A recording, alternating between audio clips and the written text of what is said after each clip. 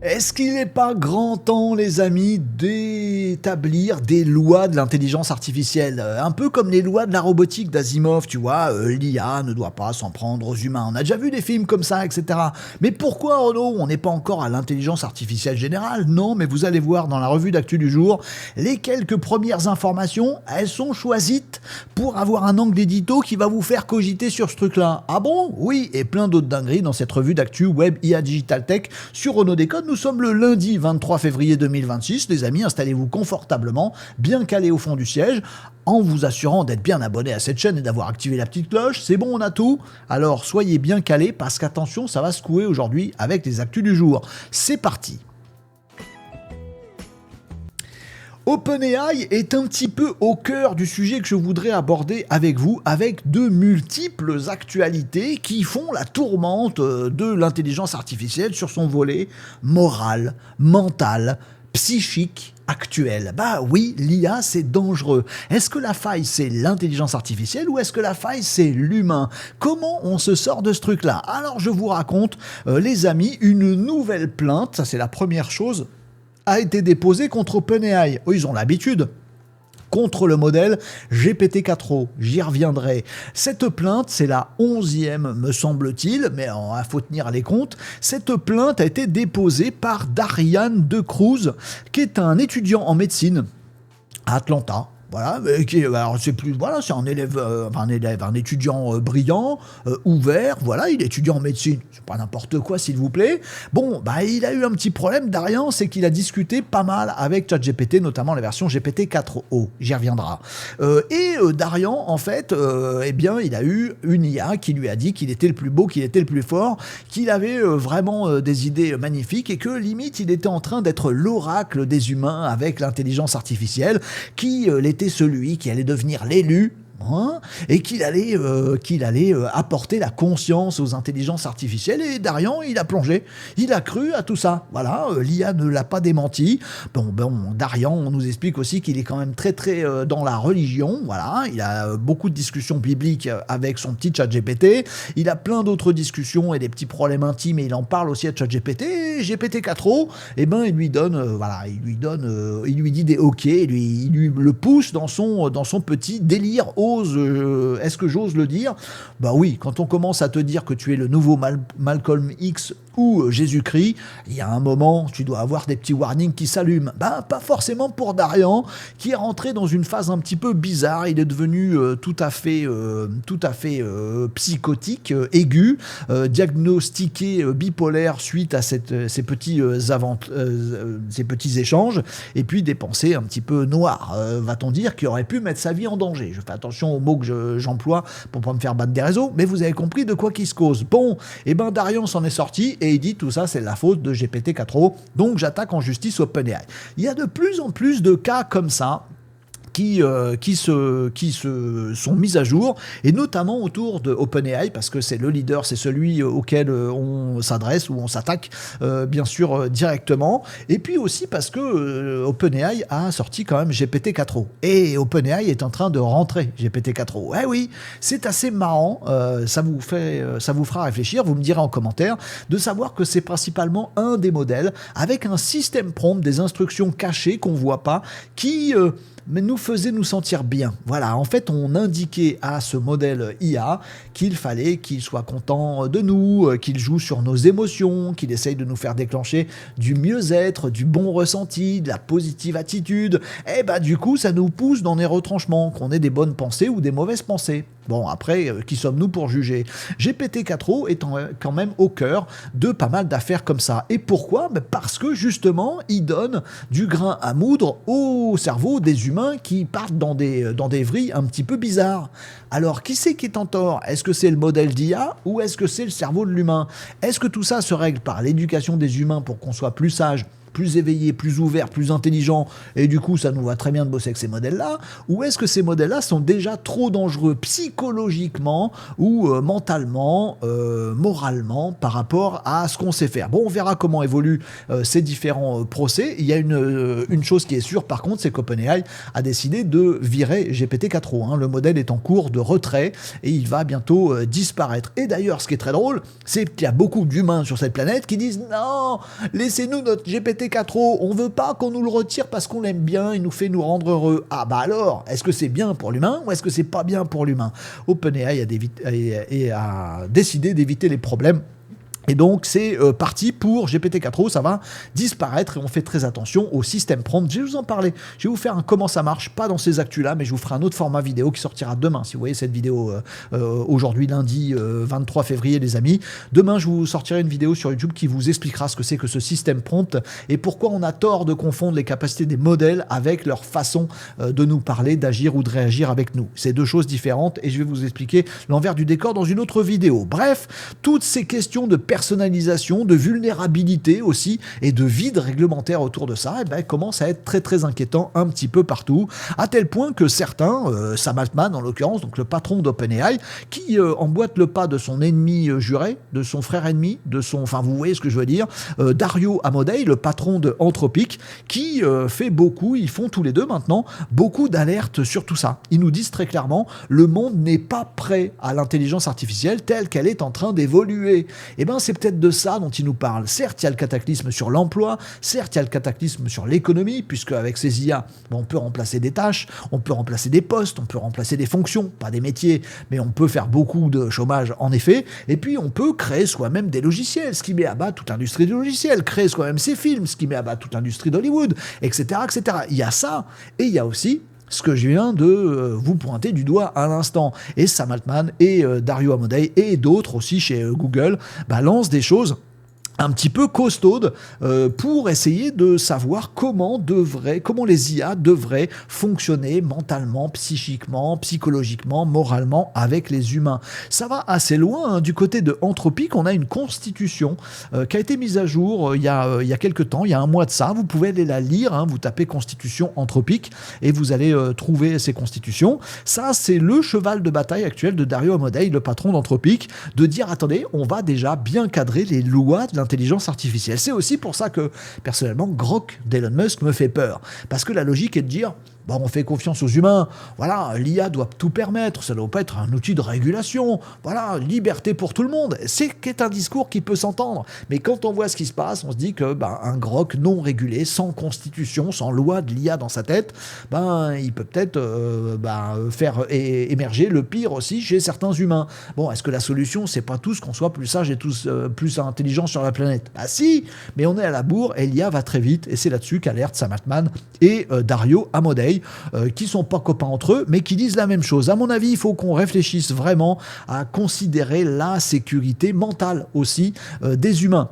Il ne faut pas non plus interdire l'IA parce qu'on en a besoin, parce qu'on en a envie, mais il faut faire attention que ces constitutions soient vraiment respectées quand on va utiliser des IA et tout ça se passe dans leur entraînement et dans les systèmes prompts. Ben voilà les amis, et je vais enchaîner sur une deuxième actu qui va en plus ancrer tout ce que je viens de vous dire dans le futur de l'IA aux côtés des humains. Ah, attention, on continue à être bien assis au fond de mon siège. C'est parti pour la deuxième actu du jour.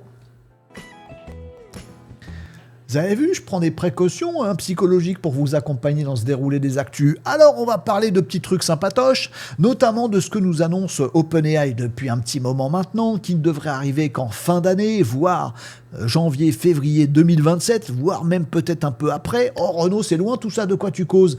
Eh ben du hardware, du matériel, du petit device, voilà, l'appareil intelligence artificielle du futur. Oh, ça va être quoi? Ça va être quoi? On sait pas. Oh, c'est triste. Si, on a des indices supplémentaires avec des choses qui ont été révélées. Alors, c'est des bruits de couloir, mais de la part de OpenAI. Alors, chez OpenAI, il y a Sam Altman, il y a aussi Johnny Ive, celui qui a fabriqué, qui a designé l'iPhone et la révolution smartphone de l'époque, qui est aux côtés de Sam Altman chez OpenAI et qui bosse pour créer le device, comment on dit en français? Le device, l'appareil, c'est un peu moche, c'est pas grave, on va dire l'appareil à crêpes, l'appareil l'appareil du futur, l'appareil qui va concrétiser, matérialiser l'intelligence artificielle à nos côtés. Parce qu'aujourd'hui, on l'utilise sur un PC, on l'utilise sur un smartphone, mais en fait, il y a peut-être un matériel nécessaire et intéressant et utile. Il y a déjà eu des expérimentations là-dessus, le Rabbit R1, le Human AI Pin,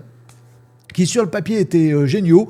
Human AI Pin, c'était un petit truc qui se mettait comme ça au revers, et puis ça projetait un écran dans ta main ou sur un mur ou comme tu veux, ça t'écoutait, voilà, tout ça, et t'avais de l'IA dedans. Ah, c'est vachement bien. Bon, bah c'était un flop. Le Rabbit R1, j'étais fan de ce truc-là, comme un smartphone, mais sans écran, avec un tout petit truc et une caméra qui voit partout et qui t'entend et qui te parle, etc. Et ben c'était un flop aussi. Bon, bah il faut pas que le prochain soit un flop, et OpenAI met le paquet pour pas que ce soit un flop. Ils sont 200 personnes à bosser sur ce projet. C'est un projet d'envergure. Si ça fait le choc tel qu'on l'a vécu au moment des smartphones, si on a d'un seul coup le choc matériel, il nous faut tous un pour avoir de l'IA qui nous accompagne partout tout le temps, on veut tous un on ne sait pas comment ça va s'appeler, parce qu'il y a plusieurs projets en tête, et il y a un nouveau projet qui vient d'être un petit peu dévoilé. Qu'est-ce que ce serait? Est-ce que ce sera un truc qui se porte? Est-ce que ce sera des lunettes? Alors oui, des lunettes.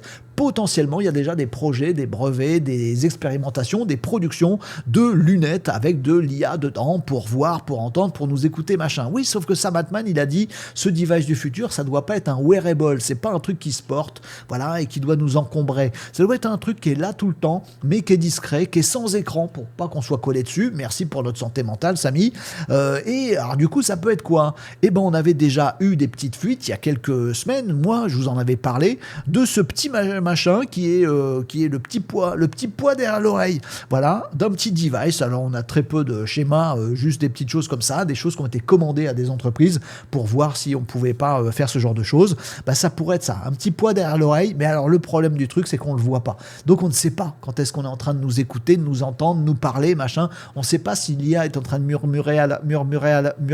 Non, c'est pas moi qui bug, c'est mon petit poids qui est derrière l'oreille, qui est en train de murmurer à l'oreille de Renaud. Voilà, c'est un petit peu problématique. Peut-être ce sera ça l'IA du futur, le matériel IA du futur, peut-être ce sera des lunettes, peut-être ce sera une enceinte connectée. Oh, c'est nul. Non, un boîtier, un peu enceinte connectée, qui vous parle, qui a des caméras de partout, qui fait de la reconnaissance de visage, qui sait que c'est vous qui parlez, qui sait que c'est un autre qui parle, reconnaissance de voix, de visage, caméra à l'intérieur d'un petit boîtier, qui voit tout à 360, votre environnement, là où vous vous baladez, ce qu'il y a chez vous. Le chat qui est en train de monter au rideau. Fais attention, Renaud, le chat monte au rideau. Très bien, merci beaucoup. Petit matériel IA. Ça pourrait être ça. Peut-être, en tout cas, les dernières fuites nous montrent que d'ici fin d'année ou début 2027, ça pourrait être un boîtier comme ça, de ce type. Est-ce que ça va pas plus vite de faire des robots? Qu'on soit tranquille? Je ne sais pas, vous me direz ce que vous en pensez. En tout cas, OpenAI veut pas reculer là-dessus, et ils veulent absolument être l'inventeur, le fabricant, le producteur et le vendeur de ce matériel du futur. C'est là où se trouve l'horizon de OpenAI, selon Sam Altman et donc Jony Ive. On verra ce que ça donne, mais ça doit faire écho à ce qu'on disait tout à l'heure, les amis, dans la première actu, c'est-à-dire quel sera le poids de ce device, de ce matériel IA qui va nous suivre partout. Est-ce qu'il va fonctionner déjà quand il sera déconnecté? On va pas mettre un modèle d'IA à l'intérieur, on ne sait pas. Ça va être magique ce truc-là, ou ça va être un flop, on verra bien. Mais un jour, on y arrivera à avoir un compagnon IA avec nous, qui nous écoute tout le temps, qui comprend nos émotions, qui nous voit, qui voit nos copains, qui a un avis sur eux, qui l'ouvre alors qu'on lui a rien demandé. Mais ça peut être sympa. Oui, mais est-ce que ça va pas être carrément le film Her, ou voilà, de la dystopie où l'IA va prendre le pas sur l'humain, parce que l'IA sera aux commandes derrière notre oreille et nous dire: Renaud, tu devrais faire ça, et maintenant tu devrais faire ça. Tu serais plus beau, plus grand, plus fort si tu faisais ça. Bim, je vais le faire parce que je suis un esprit faible. À mon avis, les lois de l'IA, il faudrait que ce soit maintenant, sans attendre l'intelligence artificielle générale ou la super intelligence. Déjà là, on a un problème d'impact de l'intelligence artificielle sur le cerveau de certains humains sur cette planète. Et comme on vit tous ensemble, on devrait s'en préoccuper, à mon avis. Ça commence à faire pas mal de trucs, n'est-ce pas? Absolument. Allez, on passe aux actus suivantes avec quelque chose qui pourra vous faire réagir aussi. C'est ce qui s'est passé ces derniers temps chez Google. Oui, là je vous ai parlé d'OpenAI et d'Anthropic. Vous allez me dire, on n'a qu'à confier ces intelligences artificielles à des très très grosses boîtes. Voilà, genre Google, pas des gens qui sont nés de l'IA. Genre Google, c'est le mastodonte, ils sont installés, ils sont là depuis tout le temps, etc., etc. Vous savez quoi? L'IA, on n'a qu'à la confier à des boîtes comme Google qui eux ont de l'éthique et de la morale, et comme ça, eux ils vont faire des lois, et on va pas pouvoir faire n'importe quoi, et ils vont prendre soin de nous, et on aura une entreprise mondiale géante pour nous gouverner tous, pour nous surveiller tous, pour savoir où on va, et pour pouvoir nous diriger comme Skynet avec Terminator. Oh là là, calmez-vous 2 minutes les amis. En tout cas, c'est le pari des géants hein, du numérique et notamment de l'intelligence artificielle, aussi d'alerter sur ces risques-là, pour dire, voyez, tout ce qui est IA open source, là, comme fait Mistral par exemple, bah, c'est un risque, hein, vous voyez, ces IA, elles peuvent être puissantes, elles peuvent faire du tort aux gens, donc gardons-les chez nous, chez les géants du numérique. Est-ce qu'il n'y a pas une douille dans l'histoire? Vous me direz en commentaire ce que vous en pensez. Sauf que Google, ces derniers temps, a eu un petit peu les chevilles qui tremblent. Ah, qu'est-ce qui s'est passé chez ce mastodonte? Eh ben déjà, une exploitation, on va dire ça, malvenue, exploitation, on va dire ça, qui a vu des centaines de milliers, il y a eu, plus de 100 000 requêtes qui ont été faites directement au modèle, à certains modèles de Google, donc la Gemini, directement par des adresses IP qui viennent de Corée du Nord, de Russie, de Chine. On la voit, la bataille géostratégique, bien entendu, des requêtes qui ont été faites directement au cœur du modèle. L'adresse IP directe du modèle sur les data centers de Google. C'est passé à travers tranquillou et ça a interrogé les modèles. Pour faire quoi? Pourquoi on interrogerait des modèles quand on est... on va pas dire l'ennemi, le concurrent d'en face, géostratégique planétaire? Pourquoi qu'on ferait des requêtes comme ça, 100 000 à Gemini? Est-ce que c'est pour lui piquer ses données? Mais non, les amis, ce serait pas comprendre ce que c'est qu'un LLM. Il n'y a pas les données qui sont dans le LLM. Est-ce que c'est pour lui poser des questions et du coup, en fonction, savoir toutes les données qu'il a dans la tronche? Mais non, il faudrait beaucoup plus que ça pour exploiter les capacités d'un réseau neuronal comme les grands modèles de langage de Google ou d'ailleurs. Alors pourquoi ils ont fait des tas de requêtes? Pour choper le système prompt, pour savoir quelle était la régulation, la réglementation interne, celle qu'on ne voit pas, celle que les géants de l'IA ne diffusent pas. Le système prompt, c'est une fois que le modèle est entraîné, il y a des commandes système. Tu ne tueras point, tu machin, etc., etc. Si on te demande tel truc, tu le fais, mais un peu, mais pas trop. Si quelqu'un te dit un truc, tu dis que oui, il a raison. Si tu t'es trompé, tu dis oh oui, pardon, je me suis trompé. C'est toutes les instructions, les lois.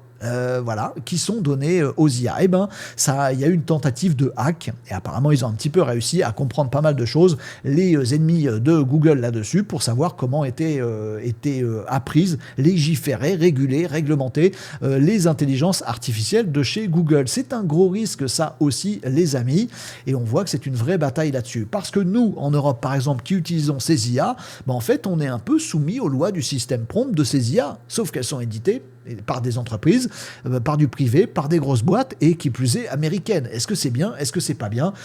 Peut-être qu'on devrait s'intéresser à ce sujet-là. Deuxième sujet, de l'espionnage directement. Ouais, sur les mêmes trucs. Chez Google, il y a eu des espions. C'est pas vrai, bien sûr. Un ancien ingénieur de Google qui a été inculpé, puis reconnu coupable d'avoir balancé dévoilé des secrets, et entre autres, alors aussi des infos sur les TPU, les trucs de chez Google, les processeurs de chez Google spécialement faits pour l'inférence des IA, mais également tout ce qui est information critique de ce type-là. On veut savoir ce qu'elles ont dans le bide, ces IA, et c'est des informations qui se revendent très cher, à tel point que Google a sorti l'artillerie lourde il y a 10 jours maintenant, en disant à l'ensemble de ses employés en interne, soit vous êtes à bloc IA et Google, soit, écoutez, on vous fait un petit package et merci, au revoir. Comprenez bien que l'entreprise, le mastodonte Google est en train de s'orienter totalement sur l'IA, ça on le savait déjà depuis quelques mois, mais en plus, en coupant toutes les branches qui dépassent. Le truc est assez dingue. Si vous n'êtes pas full IA Google, les amis, vaut mieux que vous partiez maintenant. Le truc s'annonce absolument dingo, et vous me direz si ça vous fait frémir d'exaltation ou de flip total. Vous me direz ça dans les commentaires si vous en avez envie. On partage sur ce genre de sujet. Vous voyez, tous les gros, OpenAI, Anthropic et Google, sont dedans. Et qu'est-ce qu'on fait nous avec nos petits sites web? On se fait bouffer par l'IA? Oui, c'est l'actu suivante. Décidément, cette revue d'actu est un peu flippante. On va terminer rapidement en vous disant aussi, pour les plus geeks d'entre vous et ceux qui essaient d'avoir un coup d'avance, qu'il y a deux fonctionnalités, on peut dire ça comme ça, qui sont sorties là récemment et qui concernent les sites web. Oui, il y a toute la bataille de dire, oui, mais les producteurs de contenu, comme votre serviteur, comme plein d'entre vous, ben c'est nous, c'est les humains qu'on écrit des trucs sur les blogs, qu'on tient un jour notre site e-commerce. Bah, c'est bien beau que les IA s'intercalent pour vendre des trucs à notre place sur notre site ou pour recracher des informations que nous avons rédigées au départ. Mais attention, c'est bien la bataille de l'humain contre l'IA. Eh ben les amis, cette bataille, elle est peut-être déjà pliée et le maillon faible, bah, c'est nous. C'est nous les humains. Bah, qu'est-ce qui se passe exactement? Bah, vous me direz quelle lecture vous avez de ce truc-là. Mais en l'occurrence, Google est en train d'avancer à marche forcée sur ce truc. Ce truc, c'est WebMCP. Alors web, bah, ça veut dire web, et MCP, ah bah, ça veut dire MCP. Vous savez ce que c'est les MCP? Donc les protocoles d'échange entre des IA agentiques et n'importe quelle donnée, n'importe quel outil, n'importe quelle fonctionnalité pour que ces IA les comprennent et puissent interagir, les IA agentiques interagir avec ces trucs-là. C'est le câble de connexion, le hub de connexion entre un outil ou des données et une IA agentique. Vous branchez quelque chose en MCP à une IA agentique, elle sait s'en servir. Et là, on parle de Web MCP. Donc, en gros, on est en train de dire, il y a un nouveau format qui est disponible. Il est maintenant disponible pour les développeurs qui commencent à jouer avec. C'est fourni gratuitement. Oh, ça c'est gentil. Par Google, si c'est gratuit. C'est bon, t'as la suite. Donc, fourni gracieusement par Google, les WebMCP. C'est quoi ce truc-là? Eh bien, si vous êtes un éditeur de site, vous allez avoir la possibilité de créer vos propres API disponibles en MCP de votre site web. D'abord pour dire ce qu'il y a dedans et ensuite pour dire comment il fonctionne. En fait, vous allez pouvoir décrire, si vous êtes par exemple un site e-commerce, voilà, que dans vos différentes fiches produits, ça s'articule avec un titre, un nom du produit, il y a une référence aussi, il y a un code barre, il y a un prix, il y a un machin, une description, une image, machin, vous allez décrire ça dans ce format WebMCP. Et puis il y a une deuxième API disponible dans WebMCP qui va vous permettre de dire, moi, en tant que créateur de site e-commerce, j'indique que si on veut ajouter un produit au panier, faut aller cliquer sur ce bouton-là, puis il faut bien indiquer la taille des godasses parce que sinon ça se valide pas, et après seulement il faut l'ajouter au panier, qu'ensuite il y a la validation du panier, qu'il faut remplir telle information ici, ces informations bancaires comme ça, et valider comme ça, et puis ça marche. Voilà le fonctionnement du site web. On va pouvoir en tant qu'éditeur de site créer ce genre de web MCP. Qu'est-ce que ça va donner? Ça va donner que les IA vont pouvoir manger et utiliser à la place des humains et les sites édités par les éditeurs de sites web. Donc les amis, on est déjà rentré dans une ère où nous, les créateurs de contenu sur le web, on l'est tous un petit peu, on met des commentaires quelque part, c'est des contenus, on est aussi fournisseurs des IA. C'est qui le patron? C'est nous ou c'est les IA?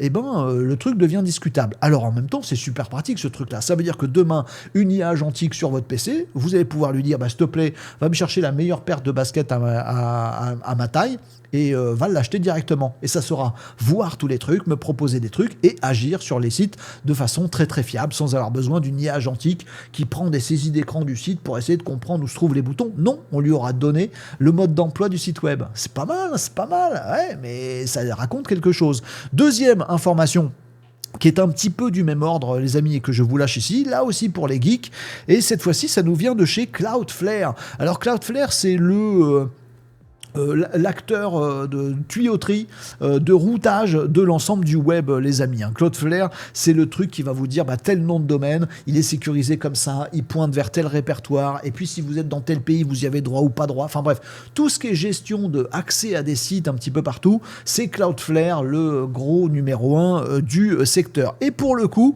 Cloudflare nous sort aussi sa petite dinguerie qui va un petit peu dans le même sens que celle dont je vous parlais juste avant, c'est les Markdown for Agent. Oh, vas-y, des termes barbares encore. Non, bouge pas, je vais t'expliquer, c'est fastoche. Le Markdown, c'est une façon de... Vous le savez si vous suivez Renaud Décode ou si vous avez vu les formations, les e-learning qu'on propose sur le site. Allez-y les amis, renaud-décode.fr, vous allez regarder le club. Il y a un petit lien tout en haut, vous allez voir tout ce qu'on propose dans le club. Je serai vous, je viendrai. Vous faites comme vous voulez, vous irez voir par vos yeux vus.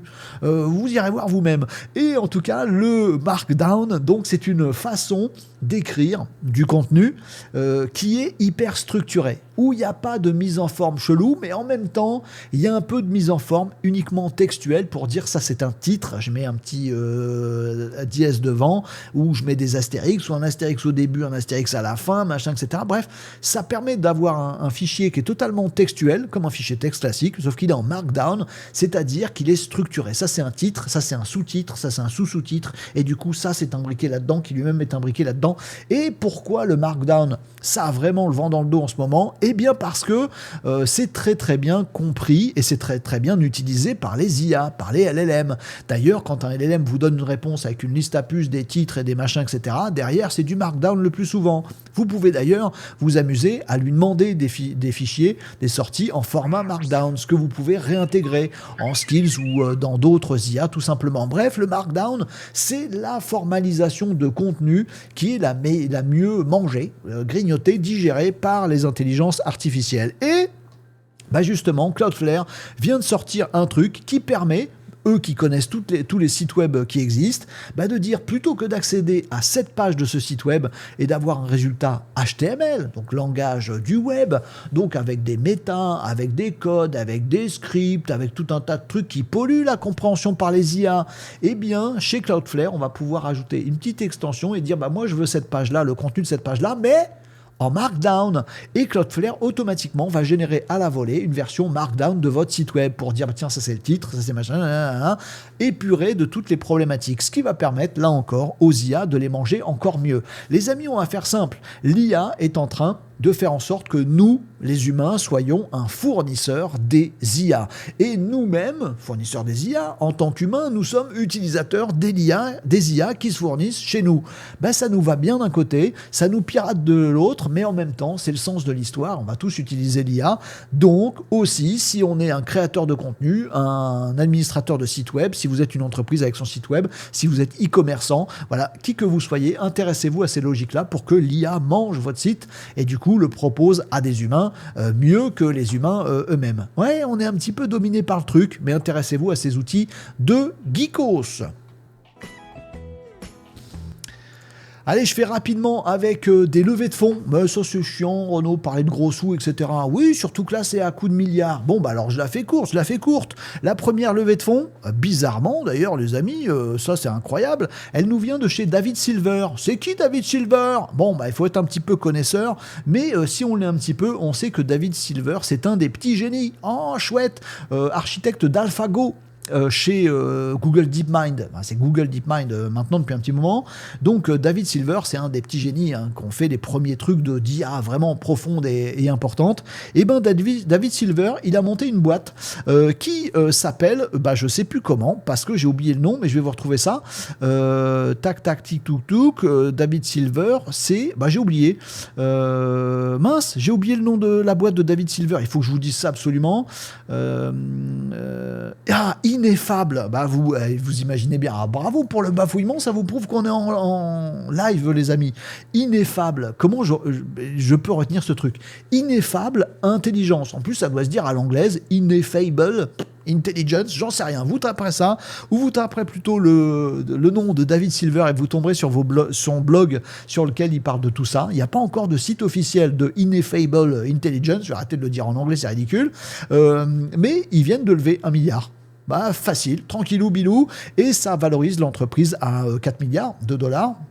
Qu'est-ce qu'ils font, David Silver, chez Ineffable Intelligence? Eh bien, les amis, ils préparent l'intelligence artificielle générale sans passer par les LLM. Ça doit vous rappeler quelqu'un?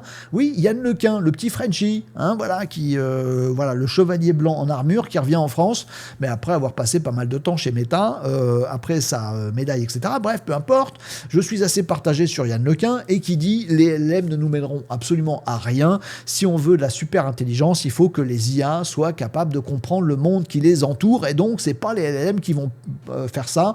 Un LLM, ça ne fait que construire une pensée basée sur les mots. Voilà, c'est dangereux. Il faut aller beaucoup plus loin que ça et faire des IA absolument monstrueuses qui vont comprendre tout le monde qui nous entoure mieux que nous et pouvoir réagir très très vite. C'est comme ça qu'on va atteindre la super intelligence. On est sûr qu'il faut pas poser des questions telles qu'on l'a vu avant dans les autres sujets. Yann Lequin, non, tout ça, c'est de la roupie de Sansonnet, on y va bloc. Yann Lequin est en train de lever lever 1,5 milliard en France, et c'est plutôt cool. Et ben David Silver, il vient de lever 1 milliard, et il est en Angleterre. Il est au Royaume-Uni, David Silver. Oui, il vient de chez DeepMind, mais il s'est barré des États-Unis pour s'installer en Angleterre. Ah, il y a des petits signaux comme ça. Yann Lequin en France, David Silver en Angleterre.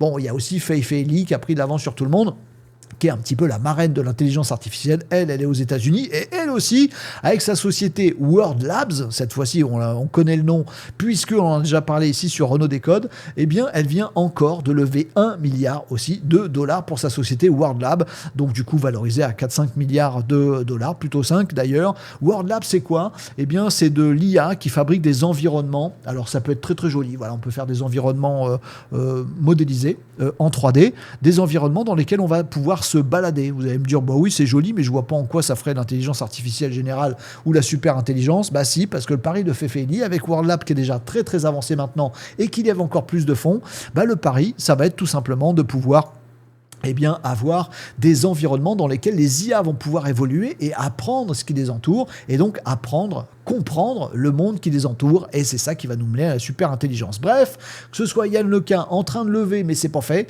que ce soit David Silver ou que ce soit Fei Fei Li, il y a plus en plus d'initiatives très très financées, à chaque fois par des géants du numérique américain, c'est clair, hein, du Nvidia partout, du Microsoft, du Google, etc.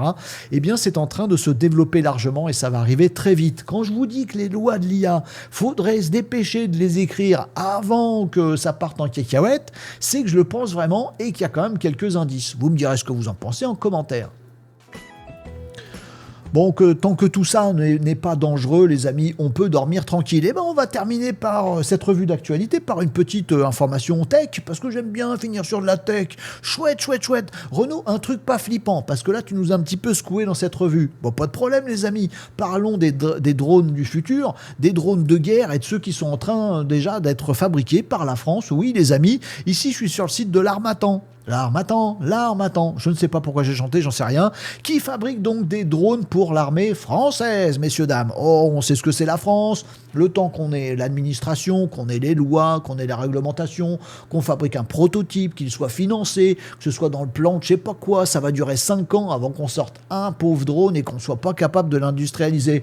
Dis donc, vous êtes drôlement des mauvaises langues, c'est tout l'inverse, puisque la France vient de prouver, ça y est, qu'il y a 1000 micro-drones militaires à coût totalement maîtrisé, moins de 1 000 € le drone total, viennent d'être produits, donc ces 1000 premiers drones, là, c'est quelques mois, avec une logique vraiment d'économie de guerre, est-ce qu'on va oser le dire comme ça, puisqu'il y a eu un partenariat donc entre l'armée française, avec l'Harmattan évidemment, et avec d'autres fournisseurs de capteurs optiques, de tout un tas de trucs pour ces drones, qui sont tous français, parce que c'est pour l'armée française, donc il faut qu'on soit indépendant. Et oui, ils ont réussi à bypasser, d'ailleurs c'était un plan comme ça, on va oublier les trucs administratifs et on va devenir des geeks. Plutôt que d'être de l'administration française, on va devenir des geeks, on va être en mode itératif, on fait 4 drones, on les améliore, bim, on en fait 12, bim, on l'améliore, on en fait 100, bim, on les bricole tous à la chaîne, chacun son drone, machin truc, blim, blim, blim. Avant d'industrialiser, on a pu prouver, donc on était capable, oui c'est le cas, de sortir 1000 drones, blam, comme ça, hyper efficace, parce que oui, la guerre de demain, elle se joue là-dessus, sur le fait qu'on va pouvoir inonder de drones massivement à un champ de bataille, les piloter plus ou moins, et pour ça, il faut avoir des capacités industrielles monstrueuses, à l'image de ce qui se passe en Ukraine avec la Russie, etc., etc. En tout cas, on a su faire. Et ça, c'est cool.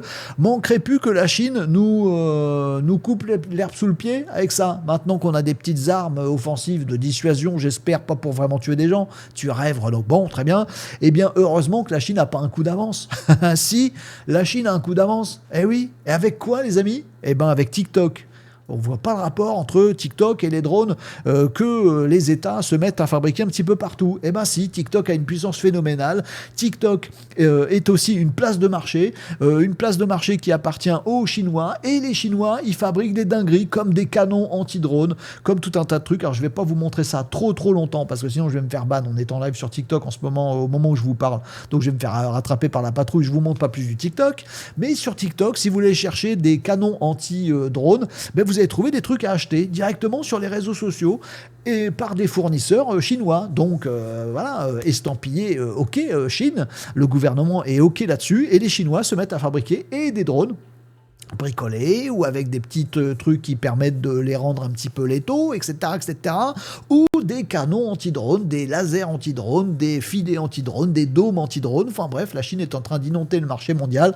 On n'a pas d'estimatif de ces achats, mais on sait qu'il y a certains acteurs tiers qui achètent. Donc à des petites influenceuses sur TikTok, regardez mon canon à drone, il est super, vas-y, tu vas m'en donner 4000 s'il te plaît, c'est pour les revendre à tel ou tel pays. Et il y a ça qui se passe en ce moment. Ouais, ce monde est dingo. Je sais pas s'il faut davantage réguler les intelligences artificielles ou plutôt réguler un petit peu l'intelligence et la sagesse de l'humanité sur cette planète. Tiens, je vais finir là-dessus.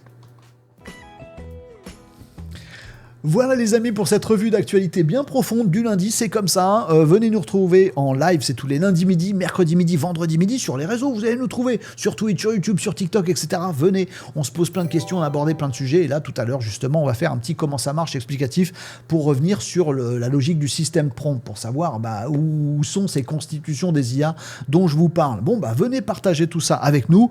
Et puis, venez également sur le site renault-descodes.fr. C'est libre, ouvert, gratuit. Vous avez plein de ressources dessus. La possibilité de discuter tous entre vous de tous ces sujets-là qui méritent bien qu'on en discute. Et puis, si vous avez envie de vous former, si vous avez envie de vous informer, si vous avez envie qu'on fasse des trucs ensemble, vous avez également le club Renault Décode. Il est disponible aussi sur le site. Il y a une petite entrée de menu, le club, avec un K qui est écrit dessus. Et dans ce club, vous avez des parcours e-learning sur tout ce qui est IA, sur tout ce qui est automatisation. Vous avez des rendez-vous toutes les 2 semaines où on se retrouve, nous, entre membres du club, et on fait des tas de dingueries sur l'IA, des ressources, des partages, des projets, etc., etc. C'est à retrouver sur le site de l'émission renault-décode.fr et vous avez un code coupon, regardez, KADAL, K-A-D-A-L, qui fait que tout ça, vous former et faire un vrai level up sur l'IA, ça va vous coûter 30 balles. Vous faites comme vous voulez, mais je pense qu'il est temps d'agir. Merci d'avoir suivi cette revue d'actualité. Je vous donne rendez-vous pour une prochaine revue des actus web, IA, digital tech sur Renault Décode.